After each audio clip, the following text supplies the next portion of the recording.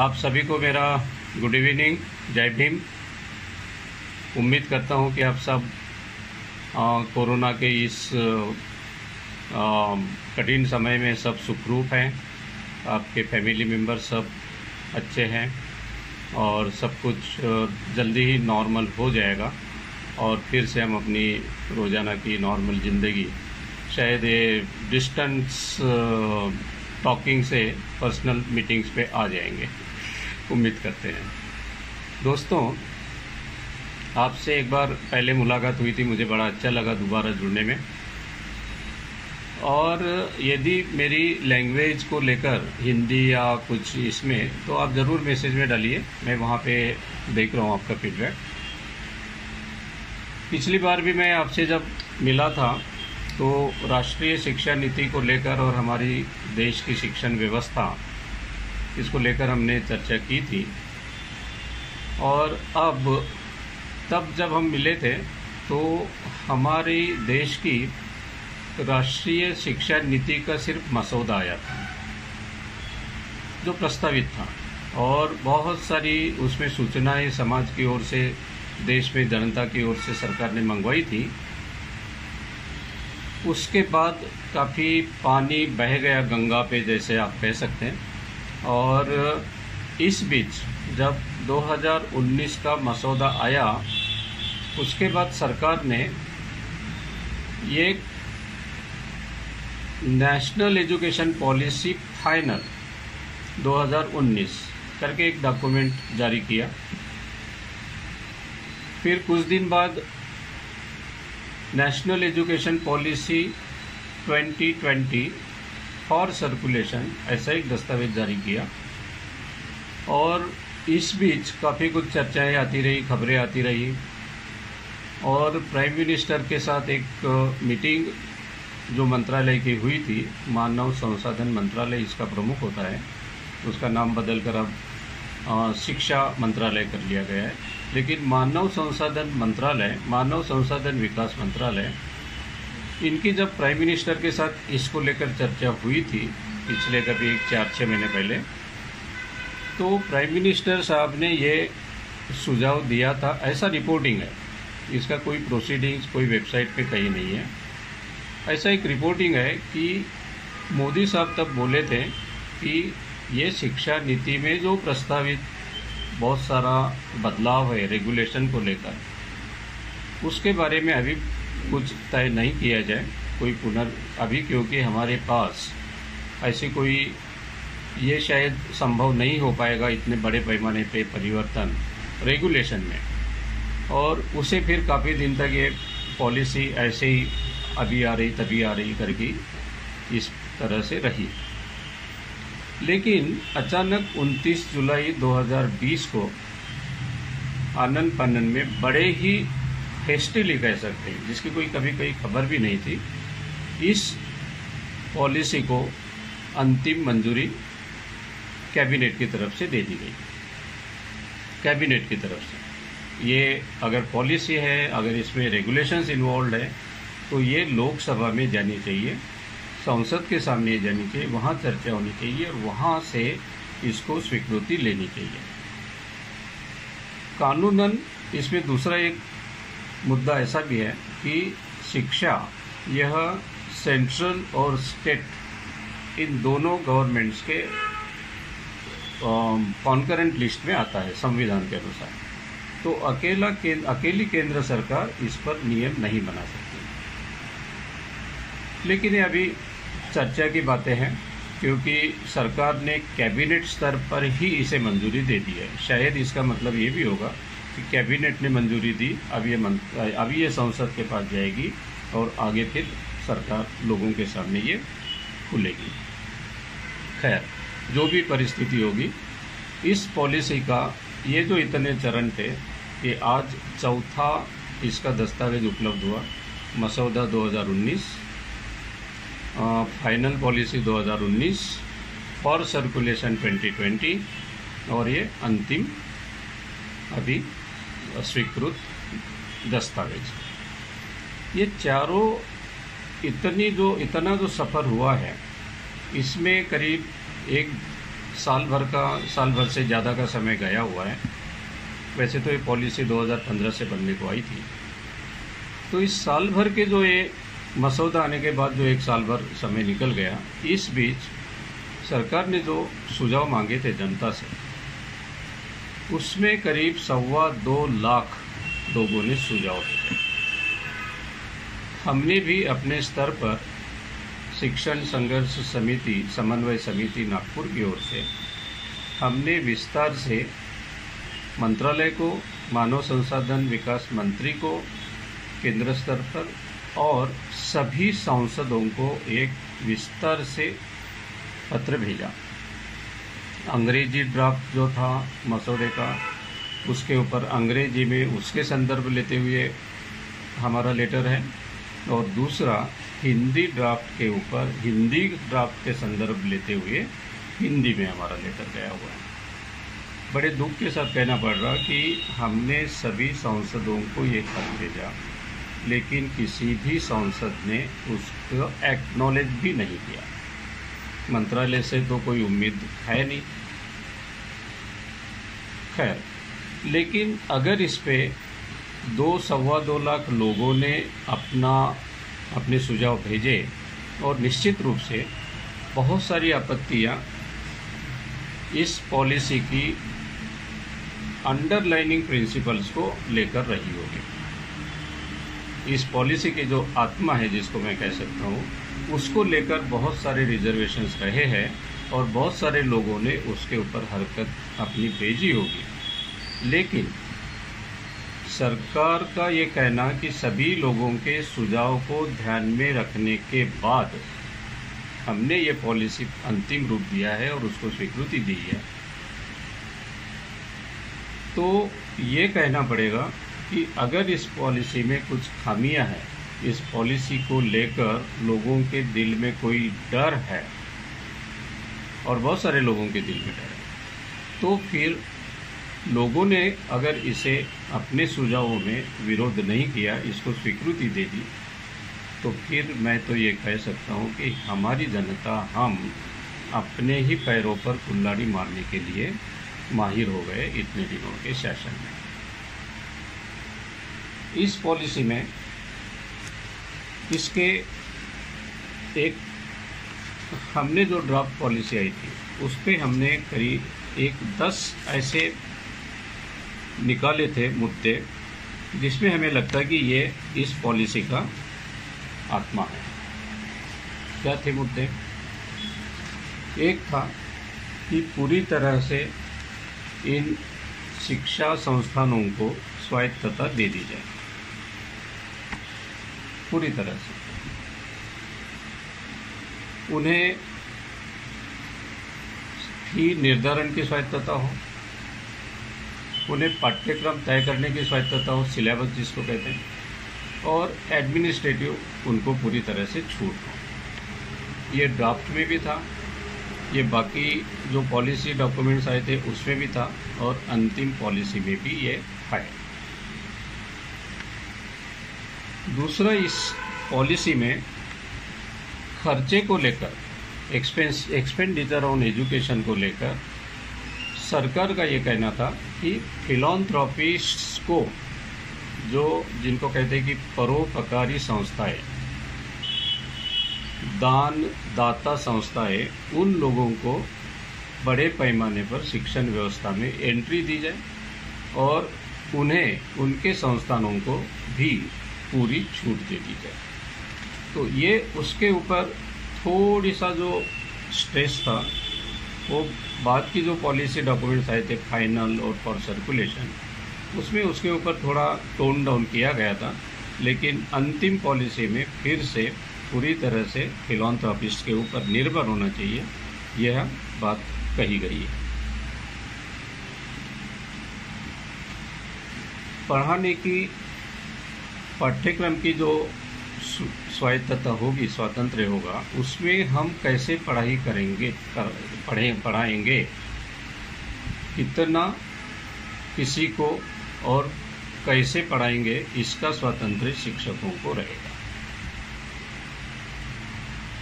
ये जो स्वतंत्रता है कि कौन से विद्यार्थी को हम पढ़ाएंगे, कितना पढ़ाएंगे, कैसे पढ़ाएंगे, अगर ये शिक्षकों को या संस्थानों के ऊपर तय करने का छूट दे दी जाती है तो फिर हमारे पास हम लौटकर उस शिक्षा व्यवस्था में जाएंगे जहां गुरु ये तय करते थे कि ये चीज़ हम इसको नहीं पढ़ा सकते या ये बात हम इसको नहीं पढ़ा सकते, इसे ये पढ़ने का अधिकार नहीं रहेगा।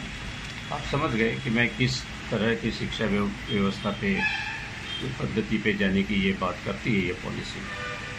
दूसरा,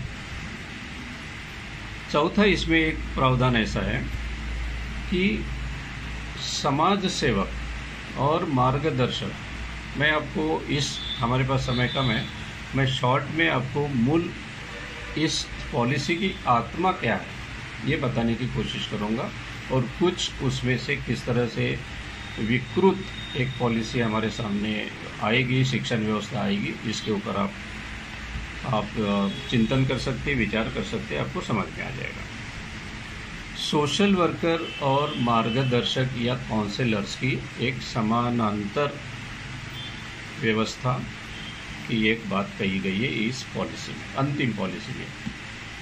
मसूदे में था, मसूदे के बाद की जो दो पॉलिसियां मैं बता रहा हूँ कि आई थी, फाइनल 2019 और फॉर सर्कुलेशन 2020। इन दोनों पॉलिसी में ये सोशल वर्कर और काउंसलर की जो बातें हैं वो कमज़ोर पड़ी थी, नहीं थी, लेकिन अंतिम पॉलिसी में, स्वीकृत पॉलिसी में अभी वापस से उनके ऊपर बड़ा जोर दिया गया है और वो एक अहम भूमिका शिक्षा व्यवस्था में निभाने वाले हैं। अभी सोशल वर्कर क्या करेंगे या मार्गदर्शक क्या करेंगे, वो ये बताएंगे कि बच्चों ने स्कूल लेवल पे भी 5वीं, 6वीं, 7वीं, 8वीं, 9वीं, 10वीं इन बच्चों ने कौन से कोर्स लेने चाहिए, कौन से कोर्स उनको उपयुक्त रहेंगे और किस तरीके से उन्होंने अपनी पढ़ाई के विषय का चयन करना चाहिए। इनका बड़ा अहम भूमिका रहने वाली है। ये स्कूल मैनेजमेंट कमेटियों में भी रहने वाले हैं। ये चौथा एक आया। शिक्षा में पब्लिक, प्राइवेट, फिलैंथ्रोपी, इस तरीके से अलग अलग शिक्षा देने के स्तर निर्माण किए जाएंगे। यानी कोई पब्लिक स्कूल यानी बहुत ही आम से स्कूल, कोई सुविधाओं की कमी, टीचर्स की कमी और संसाधनों की कमी। फिर प्राइवेट स्कूल जो खूब खर्चा करेंगे धनवान लोगों के लिए, पैसे वालों के लिए, या फिलैंथ्रोपिक जो ये कहेंगे कि हम बहुत अच्छी शिक्षा दे रहे हैं पर हमारी आइडियोलॉजी के हमारे पाठ्यक्रम आपको पढ़ने पड़ेंगे। तो इस तरह से ये एक stratification of delivery of education, that right from school level, school से लेकर स्कूल, प्री स्कूल से लेकर, क्योंकि ये जो पॉलिसी है 5+3+3+4 के फार्मूले पे शुरुआत करेगी। इसमें नर्सरी मतलब प्री स्कूल के 3 वर्ष, फिर KG1, KG2 nursery, KG1, KG2, फिर प्राइमरी, फिर मिडिल, फिर हायर सेकेंडरी।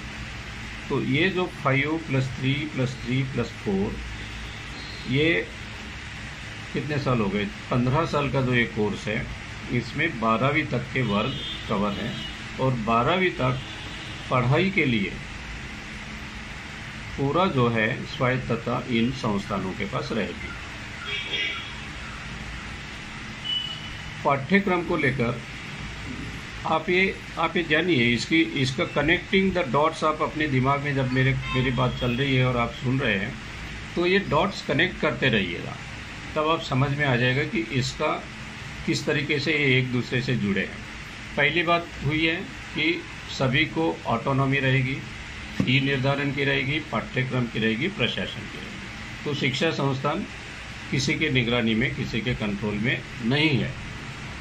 ऐसा नहीं कि बिल्कुल भी नहीं है, वो मैं आपको बाद में आता हूँ उस बात पर। तो पहले तो उन्हें स्वतंत्रता है, फिर उसमें फिलैंथ्रोपी वालों को ज़्यादा पैसा लगाने की छूट दे रखी है, क्योंकि फाइनेंसिंग को लेकर सरकार बिल्कुल सरकार की नीयत बिल्कुल भी नहीं कि इसमें बहुत ज़्यादा खर्चा किया जाए, इसलिए फिलॉन्थ्रोपिस्ट उनको कहते हैं कि रोप इन करेंगे। तो आप ये कनेक्ट कीजिए। फिर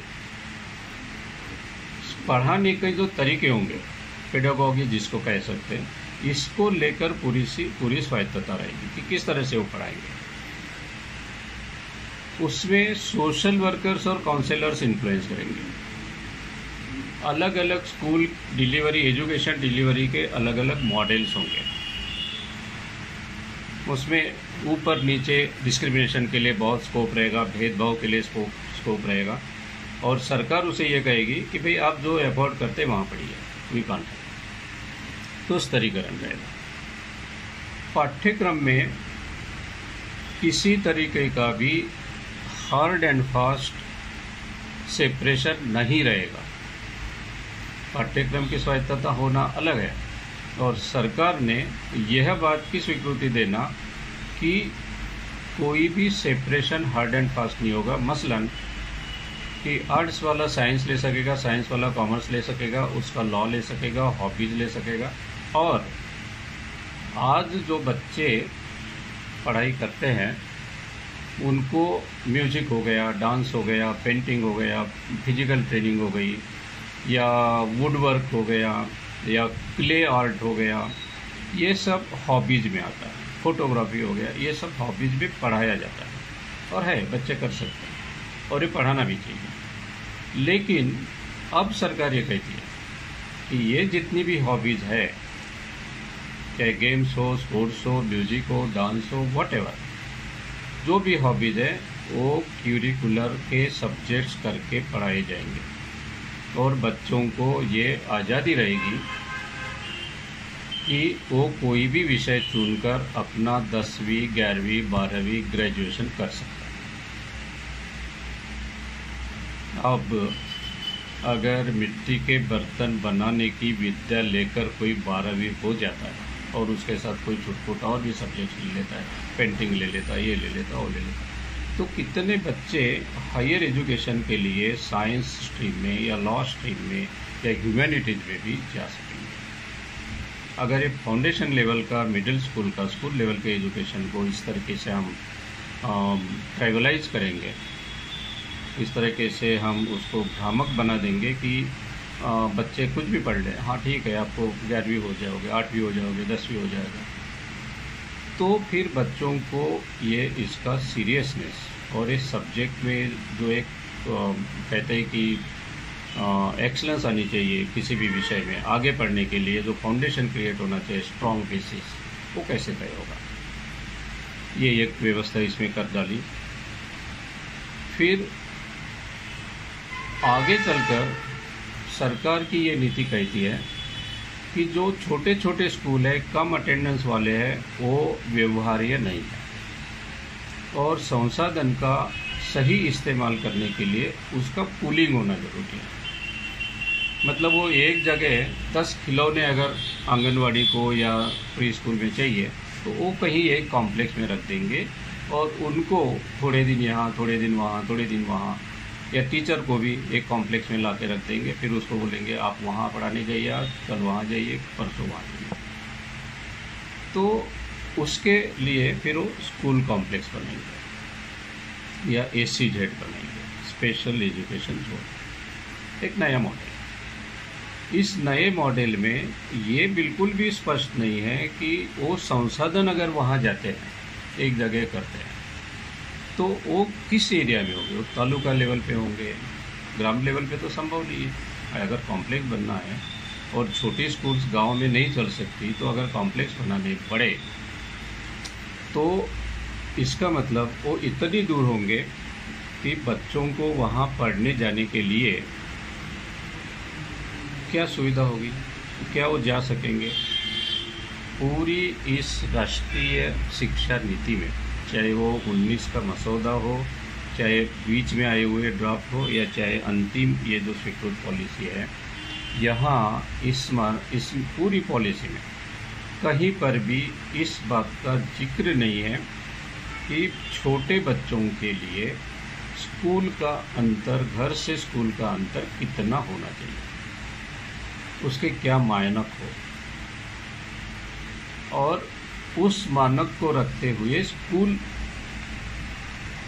की व्यवस्था की जाएगी, ऐसी कोई पॉलिसी में कहीं कोई उल्लेख नहीं है। शिक्षण व्यवस्था की इस पॉलिसी में एक्सेसिबिलिटी या distance of school for the kids, pre school वाले भी जो 3 साल के 2.5 साल के होते हैं, उन बच्चों के लिए भी किस तरीके से कहाँ स्कूल अवेलेबल होगी, इसका कहीं कोई जिक्र नहीं है।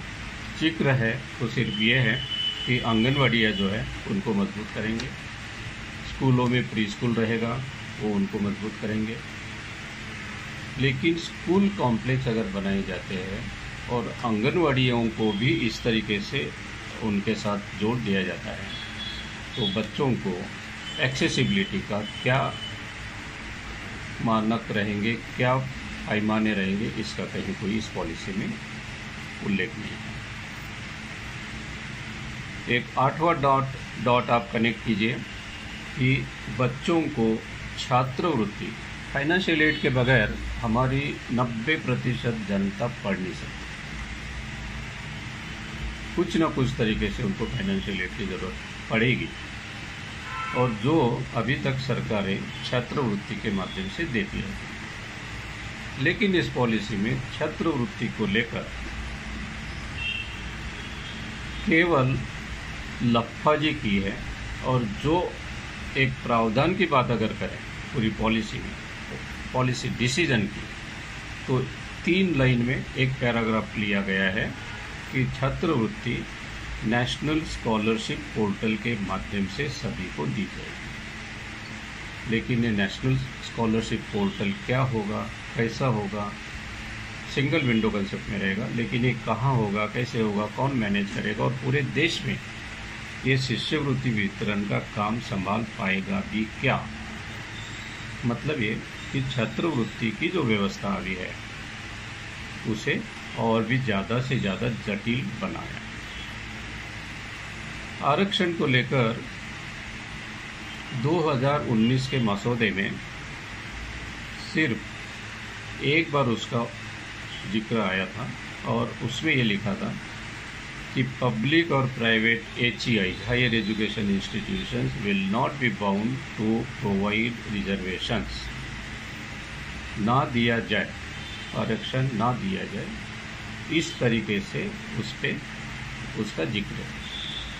जब बहुत हो हल्ला हुआ और ये हुआ, तो जो 2019 का एक ड्राफ्ट जारी हुआ था उसमें फिर उसको जोड़ा गया कि ये दे दिया जाए, नो को ओके कर दिया, नो हटा दिया, दे दिया जाए कर दिया। फिर जब एक फॉर सर्कुलेशन ड्राफ्ट आया 2020 का, वो दोनों निकल गए और आरक्षण को लेकर ये प्रोविज़न आ गया कि टीचर्स को दिया जाए, टीचर्स की भर्ती में आरक्षण दिया जाए। और अब 2020 का जो अप्रूव्ड ड्राफ्ट आया है, सरकार ने जिसको मान्यता दी, इस ड्राफ्ट में आरक्षण का कहीं कोई जिक्र है नहीं, देने का भी नहीं है, नहीं देने का भी नहीं है।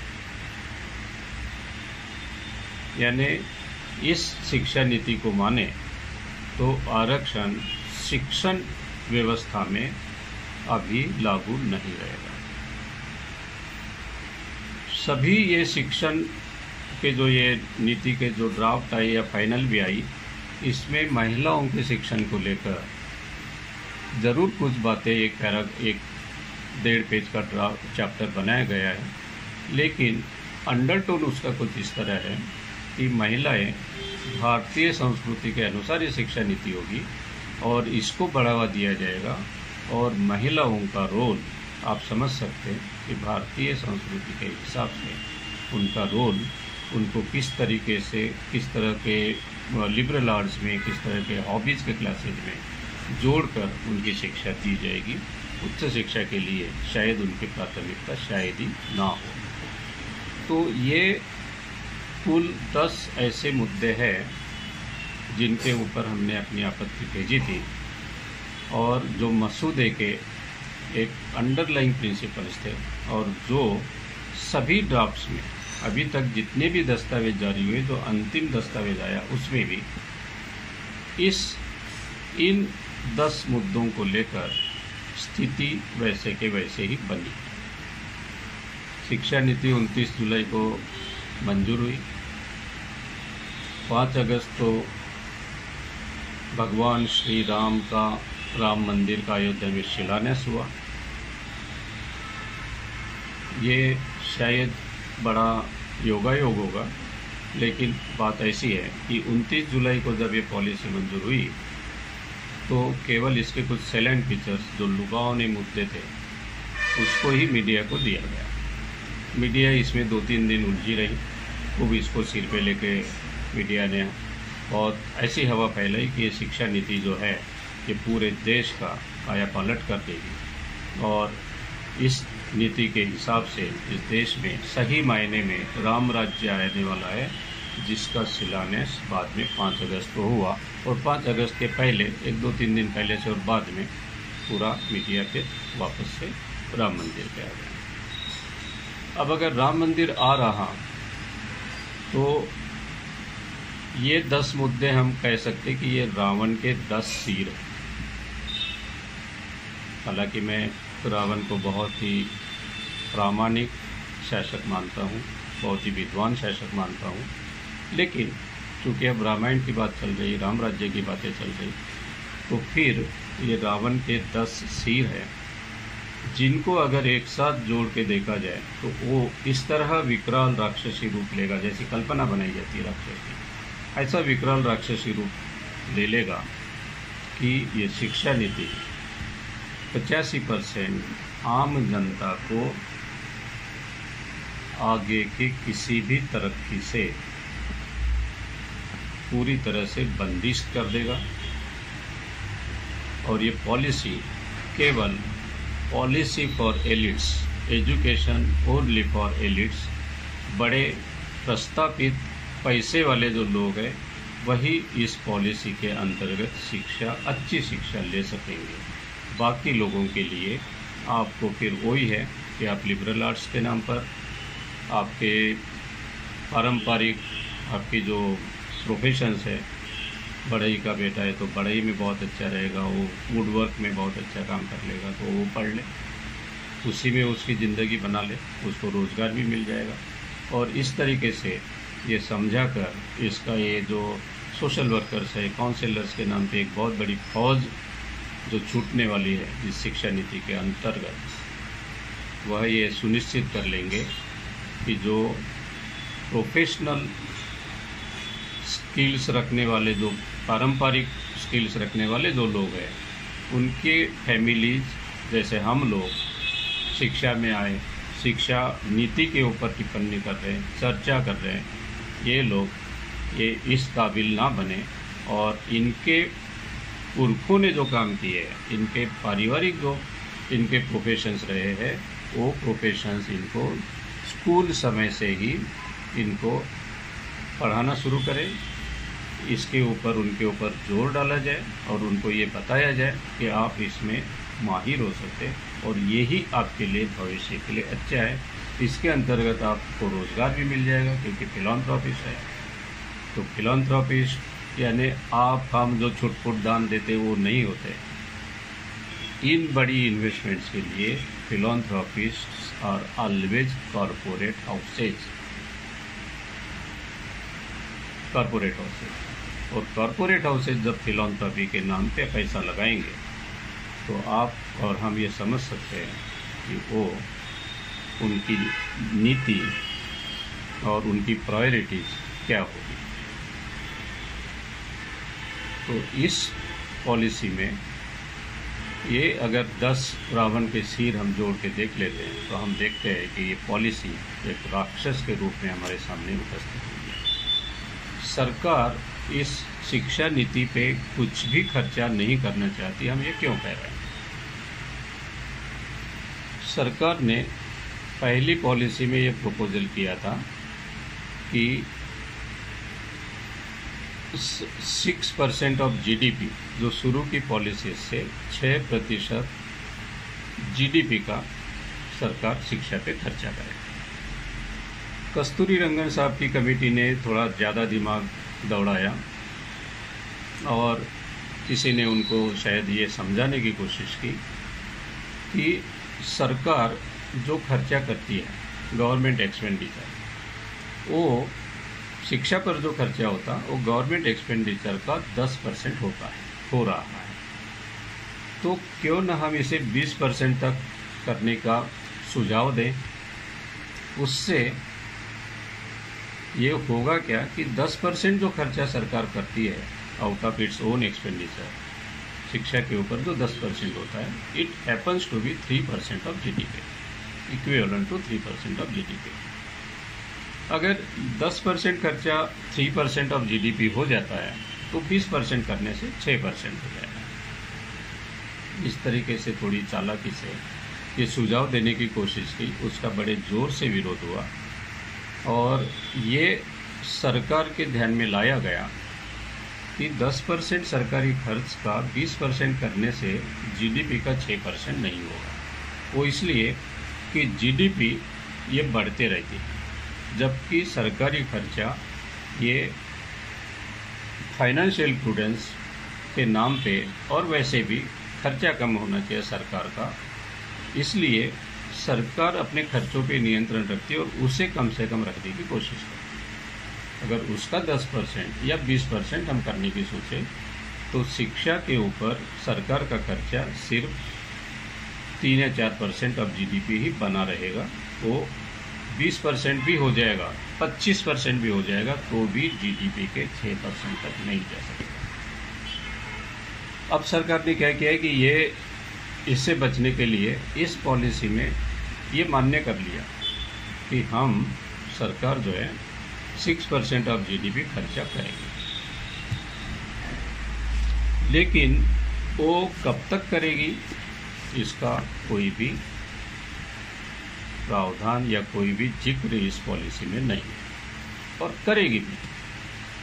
तो सरकार अगर 6% तक खर्चा करने की बात कर रही है तो फिर निजी संस्थानों को, चाहे वो फिलैंथ्रोपिक हो चाहे प्राइवेट हो, उन्हें पूरी तरह से फी निर्धारण की बात क्यों बताई जाए। पूरी पॉलिसी में 2009 का जो कानून है, right to education, right of children for free and compulsory education up to 14 years, इस पॉलिसी में ये कहने के लिए कहते हैं कि हम इसे राइट टू एजुकेशन जो है हमें 12वीं क्लास तक ले जाएंगे। 14 ईयर्स तक बोले तो 12वीं तक नहीं हो पाता है, 9वीं तक, 8वीं तक ही हो पाएगा।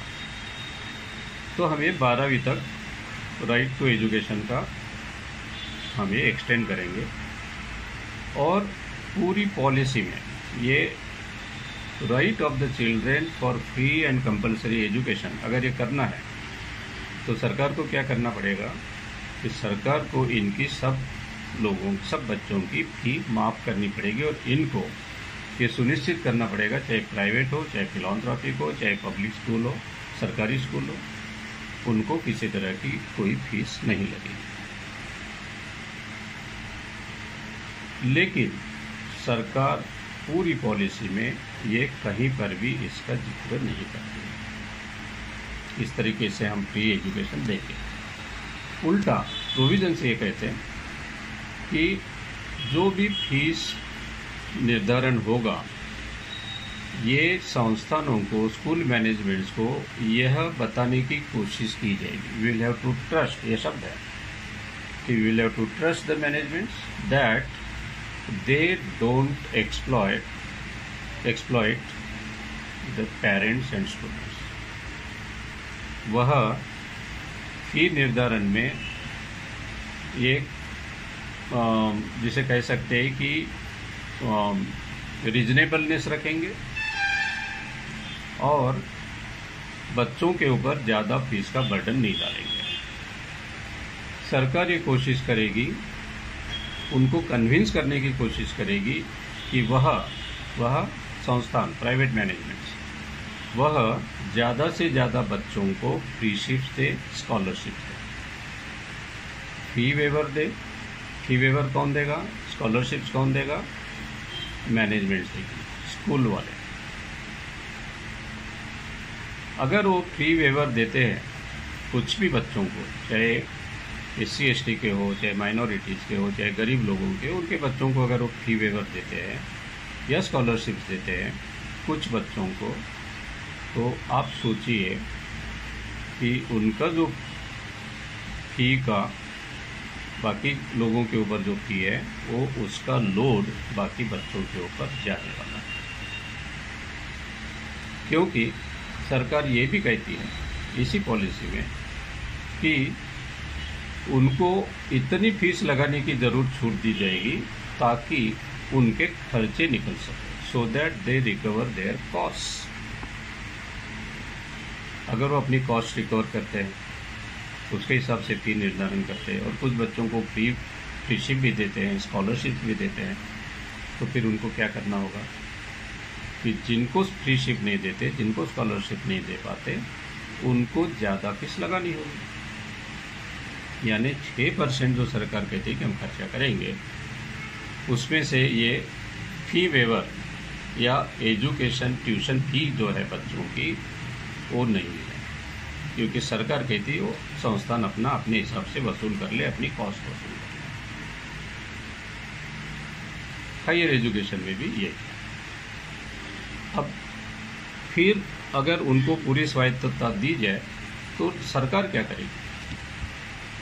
एक प्रावधान यह है कि स्कूल एजुकेशन, स्टेट का जो स्कूल डिपार्टमेंट ऑफ स्कूल्स होता है वो आज स्कूल्स का रेगुलेशन करता है, कुछ स्कूल्स को परमिशन देता है और स्कूल्स कुछ पब्लिक जो स्कूल्स है, सरकारी स्कूल्स है, वो चलाता भी है। तीनों रोल इसमें। पॉलिसी का इस डिपार्टमेंट के ऊपर आरोप है कि ये डिपार्टमेंट मैनेजमेंट, स्कूल मैनेजमेंट्स की तरफ से नफ़ाखोरी रोकने पे असफल रही है। प्राइवेट स्कूलों ने फॉर प्रॉफिट एजुकेशन कर डाला और शिक्षा विभाग पूरी तरह से नाकाम रहा। अब इसके ऊपर उपाय क्या है पॉलिसी में?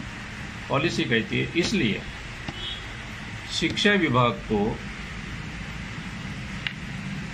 नियंत्रण से अलग कर दिया जाएगा। State department of school will not B engaged in any, आपको मैं हिंदी में उसका पढ़ के ही बताता हूँ। स्टेट एजुकेशन डिपार्टमेंट सार्वजनिक शिक्षा प्रणाली के निरंतर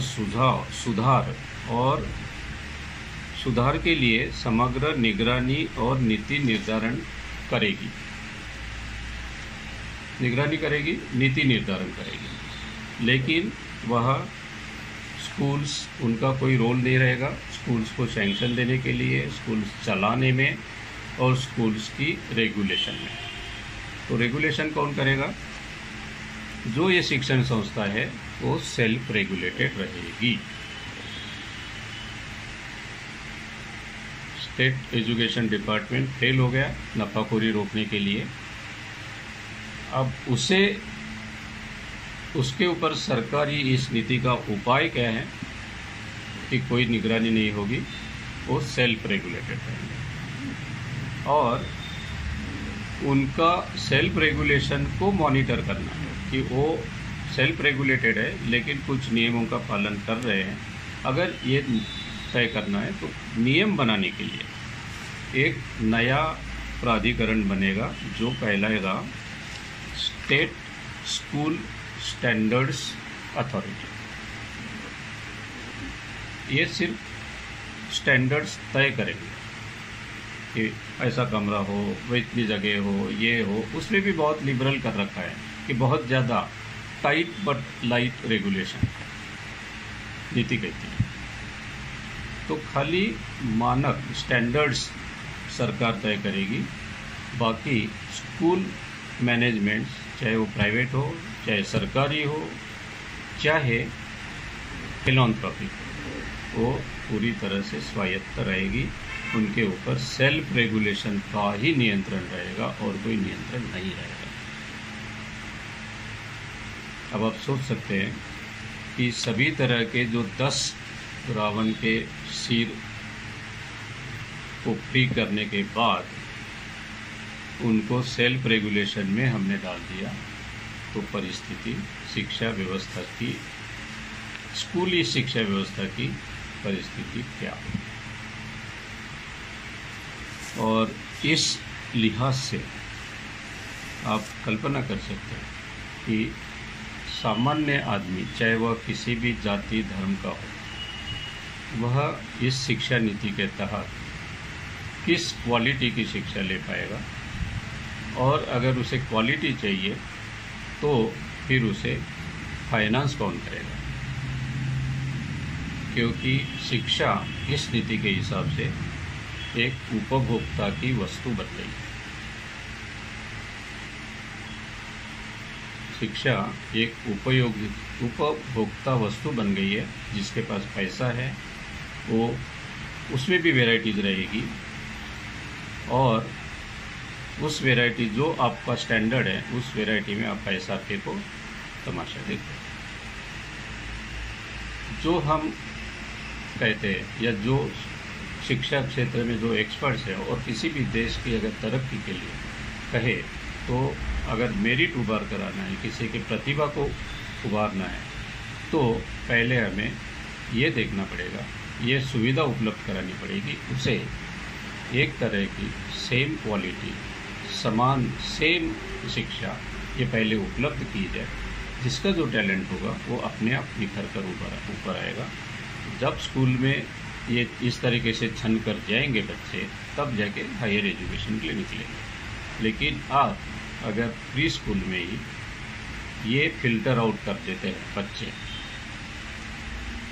आंगनवाड़ी में कर लिया, प्री स्कूल्स में कर लिया, प्राइमरी में कर लिया, मिडिल स्कूल में कर लिया, और ये फिल्टर आउट करते करते अगर आप देते हैं और हर स्तर पर उनकी शिक्षा महंगी और आउट ऑफ रीच कर देते हैं, ऐसी स्थिति निर्माण करते हैं, तो जाहिर है कि जो पहले से प्रस्तावित कुछ परिवार हैं, जिनको सारी सुविधाएं मिल सकती है, जो ले सकते हैं, जिसके लिए पैसा खर्च कर सकते हैं, और जिनके पेरेंट्स ये जानने के लिए सक्षम हैं कि मेरा बच्चे ने क्या पढ़ना चाहिए, वही लोग आगे बढ़ेंगे। और बाकी हम सिर्फ एक इररिलेवेंट, अप्रासंगिक बहुत बड़ी एक फौज खड़ी करेगी ये शिक्षा व्यवस्था। और जैसा बाबा साहब कहते थे कि हमारे परिवारों में हमारी माँ क्या सोचती कि मेरा बेटा कहीं चपरासी बन जाए, और पढ़े लिखे ब्राह्मण परिवार के माँ क्या सोचती कि मेरा बेटा कहीं जज बन जाए। बीच में पिछले 50 सालों में ये सोच हमारी बदल रही थी, अभी भी बदली हुई है, लेकिन परिस्थिति ऐसी होगी कि हमारी माएँ शायद अब कितना भी सोचे कि मेरा भी बेटा जज बन जाए, लेकिन परिस्थितियाँ उनको बनने नहीं देगी, और उनको नीपिंग एट द बट जो एक कंसेप्ट होता है, ताकि किसी कोई आगे ही ना बढ़ने दिया जाए, वो फिलॉसफी के तहत ये 10 मुखी रावण उसको निकल जाएगा। तो ये वास्तविकता ये शिक्षा पॉलिसी की है, और इस पर हमारे समाज में व्यापक विचार होना चाहिए, हर समाज में होना चाहिए, क्योंकि ये आपके कोई खास अगर आरक्षण बंद हो गए तो खाली SC ST वालों को नुकसान होगा, बाकी किसी को नहीं होगा, ऐसा नहीं है। आरक्षण एक मॉडरेशन की सिस्टम, ओनली मॉडरेशन में हम ये करते हैं कि कोई बच्चा उसकी परिस्थिति के हिसाब से अगर कम भी मार्क आए तो उसकी परिस्थिति की वजह से वो आए हैं, अगर परिस्थितियाँ उसको उपलब्ध हो तो वो भी उतना ही मेरिट रखता है जितना कि सारी सुविधाएं लेने के बाद जिसको थोड़ा भी जो भी हायर परसेंटेज आता है वो वहाँ पे कॉम्पेंसेट हो जाता है। तो reservation is nothing but education के मामले में खाली मॉडरेशन की सिस्टम है, वो उसी को ख़त्म करने की ये जो तैयारी हो रही है, हो गई है, ख़त्म ही किया गया है। और छात्रवृत्ति फंडिंग जो होता है एजुकेशन का, वो भी अगर बंद हो जाता है तो जाहिर है कि एक ऐसा राष्ट्र होगा जो इस पॉलिसी की विजन के अनुरूप तो डेफिनेटली नहीं होगा।